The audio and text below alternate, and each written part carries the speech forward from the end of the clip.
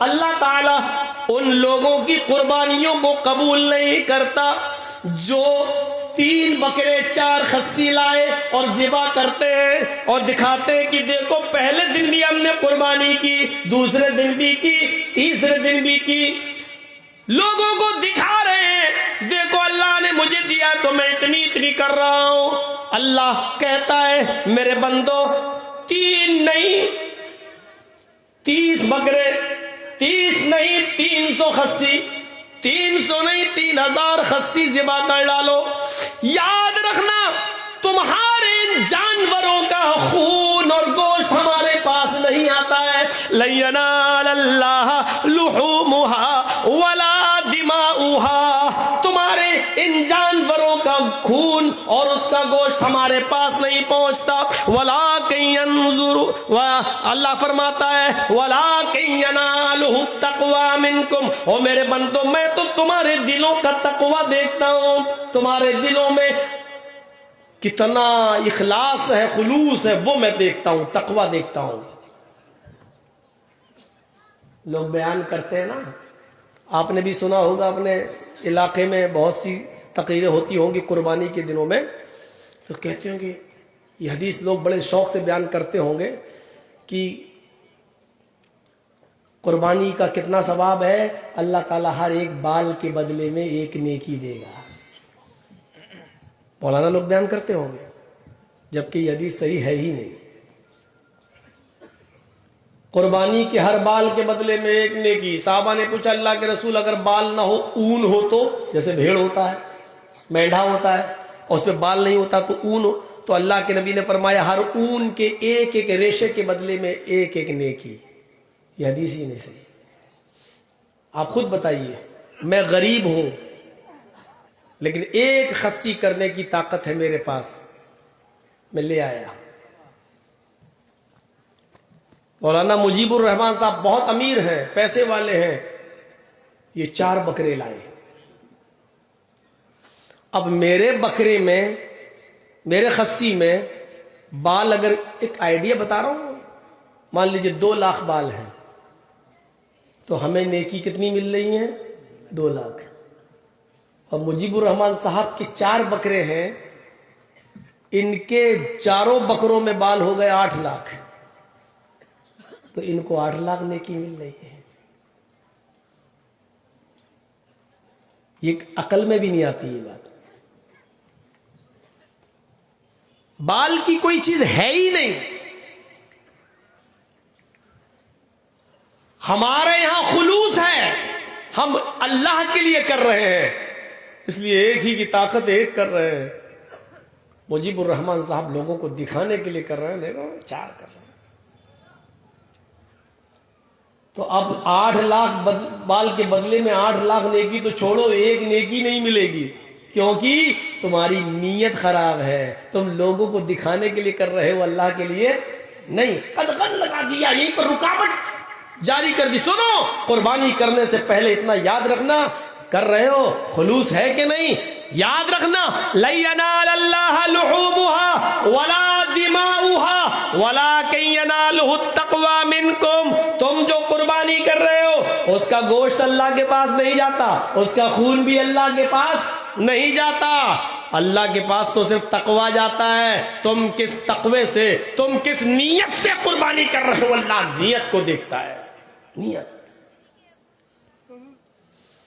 وعن عمر بن الخطاب رضی اللہ تعالی عنہ قال سمعت رسول اللہ صلی اللہ علیہ وسلم یقول انما الاعمال بالنیات وانما لكل امرئ ما نوى فمن كانت هجرته الى الله ورسوله فهجرته الى الله ورسوله ومن كانت هجرته لدنيا يصيبها او امرأة ينكحها فهجرته الى ما هاجر اليه۔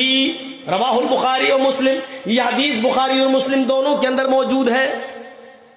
حضرت عمر فاروق رضی اللہ تعالیٰ عنہ فرماتے ہیں کہ میں نے اللہ کے نبی سے سنا، اللہ کے نبی فرماتے ہیں انما الاعمال بالنیات، تم جو بھی عمل کرتے ہو تمہارے سارے عملوں کا دار و مدار نیت پر ہے، تم جو بھی عمل کرتے ہو ان عملوں کا ڈیپینڈ آپ کی نیت پر ہے. نیت اچھی تو عمل قبول، نیت بیکار تو عمل بیکار. نیتوں پر ڈیپینڈ ہے. اور کس کا؟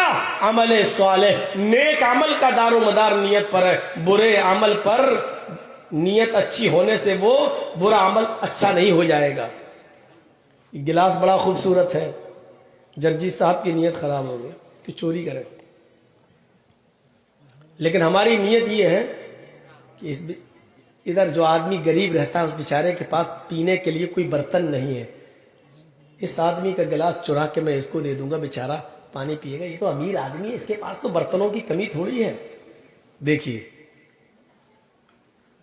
ہماری نیت چوری کرنے کی ہے. اور یہ بھی ہے کہ جس آدمی کا گلاس میں چرا رہا ہوں بڑا امیر ہے، ایک چرا لوں گا اس میں کمی تھوڑی ہو جائے گی. اور تیسری ہماری نیت ایک اچھی کیا ہے؟ ہم اس پر پانی خود نہیں پئیں گے، ہم اپنے پڑوس میں رہنے والے کسی غریب کو دے دیں گے بیچارے کو جس کے پاس برتن نہیں ہے. نیت کتنی اچھی ہے میری، ہم غریب کی مدد کرنا چاہ رہے ہیں لیکن چوری کے مال سے. اس لیے غلط مال، غلط کام کے اندر ہماری اگر اچھی نیت ہو گئی تو اس کا مطلب یہ نہیں کہ ہمارے لیے چوری جائز ہو جائے گی. چوری چوری رہے گی، چاہے کتنی اچھی نیت ہو، آپ چور کہلائیں گے اور آپ چوری پر گناہگار ہوں گے. آپ اس میں پانی پیئے بھی نہیں، غریب کو ہی دے دیں، پھر بھی آپ گناہگار ہوں گے، کیونکہ آپ نے غلط طریقے سے کسی کا گلاس چرا کر آپ نے کسی غریب کی مدد کی ہے. آپ اس سے مانگ سکتے تھے، بھائی تیرے پاس تو اتنا ہے، ایک دے دے، تیرا کیا بگڑ جائے گا، اس غریب کی مدد کر دوں میں، اس کو دے دیتا ہوں. آپ مانگ سکتے تھے لیکن آپ نے مانگا نہیں، آپ نے چوری کی، اس لیے یہ کام غلط ہے، آپ کو گناہ پڑے گا. غریب کی مدد کرنے کے باوجود بھی گناہ پڑے گا.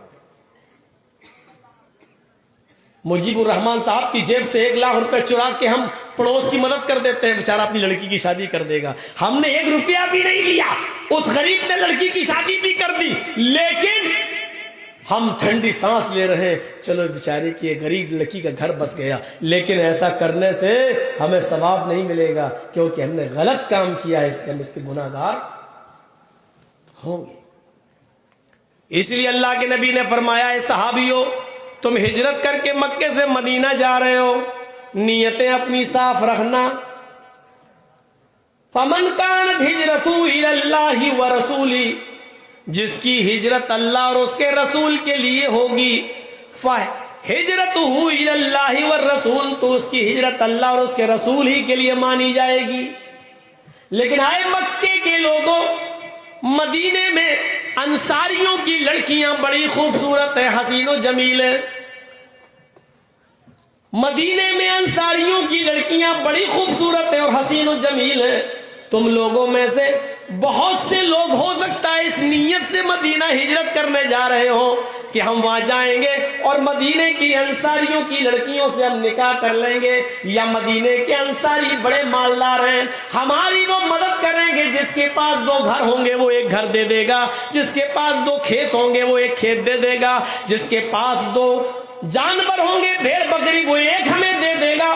یعنی مان لینے کے لیے، دنیا کمانے کے لیے، یا ان کی لڑکیوں سے شادی کرنے کی نیت سے اگر تم جا رہے ہو تو سن لو، وَمَنْ كَانَتْ هِجْرَتُهُ لِلدُّنْيَا يُصِيبُهَا، اگر دنیا پانے کے لیے ان کے مال و دولت پر تمہاری نظر ہے، او امرات ينكحها، یا ان کی کسی عورت یا لڑکی سے تمہاری نیت نکاح کرنے کی ہے اور اس لیے تم مکہ چھوڑ کے مدینہ ہجرت کرنے جا رہے ہو، تو یاد رکھنا تمہاری ہجرت اللہ اور اس کے رسول کے لیے نہیں ہوگی. فَهِجْرَتُهُ إِلَى مَا هَاجَرَ إِلَيْهِ، پس جس چیز کی تم نے نیت کی ہے تمہیں وہی ملے گا.